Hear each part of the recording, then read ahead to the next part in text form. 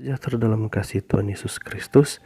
Saat ini kita akan membahas tentang studi Perjanjian Lama bagian yang keempat, yaitu kitab puisi, syair, dan hikmat. Dalam studi Perjanjian Lama bagian 4 ini, pokok bahasan yang akan diangkat adalah kitab Pengkhotbah. Kitab Pengkhotbah sendiri terdiri dari 12 pasal, 222 ayat, dan 5584 kata. Dan tema dari kitab ini yang pertama adalah kesia-siaan hidup yang terlepas dari Allah, dan yang kedua adalah jauh dari Tuhan menjadikan hidup sia-sia dan kecewa. Judul kitab ini di dalam Perjanjian Lama Ibrani adalah Kohelet. Secara harfiah artinya orang yang mengadakan dan berbicara kepada suatu perkumpulan. Kata ini dipakai 7 kali dalam kitab ini dan diterjemahkan sebagai pengkhotbah. Di dalam Septuaginta, padanan katanya ialah Ecclesiastes yang menghasilkan judul Ecclesiastes dalam Alkitab Inggris. Karena itu, seluruh kitab ini merupakan serangkaian ajaran oleh seorang pengkhotbah yang terkenal. Tradisi Yahudi menyebut Salomo sebagai penulis kitab ini.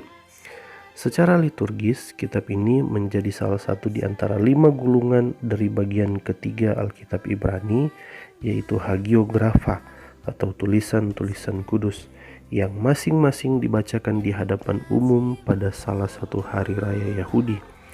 Pengkhotbah dibacakan pada hari raya Pondok Daun. Secara garis besar, kitab ini dibagi menjadi 4 bagian yang diawali dengan judul dalam Pengkhotbah 1 ayat 1. Bagian yang pertama adalah pendahuluan kesia-siaan hidup pada umumnya. Pengkhotbah 1 ayat 2 sampai 11. Bagian yang kedua, kesia-siaan hidup mementingkan diri yang dilukiskan dari pengalaman pribadi.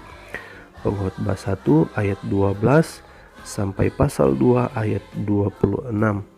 Bagian yang ketiga adalah berbagai pengamatan tentang pengalaman hidup. Pengkhotbah pasal 3 ayat 1 sampai pasal 11 ayatnya yang ke-6. Dan bagian yang terakhir adalah nasihat-nasihat penutup. Pengkhotbah 11 ayat 7 sampai Pengkhotbah 12 ayat yang ke-14. Adapun tujuan utamanya dalam menulis pengkhotbah adalah menyampaikan semua penyesalan dan kesaksiannya kepada orang lain sebelum ia wafat, khususnya kepada kaum muda, supaya mereka tidak melakukan kesalahan yang sama seperti dirinya. Inti nasihat Salomo di dalam kitab ini terdapat di dalam 2 ayat terakhir, yaitu takutlah akan Allah dan berpeganglah pada perintah-perintahnya, karena ini adalah kewajiban setiap orang. Pengkhotbah 12 ayat 13 sampai 14.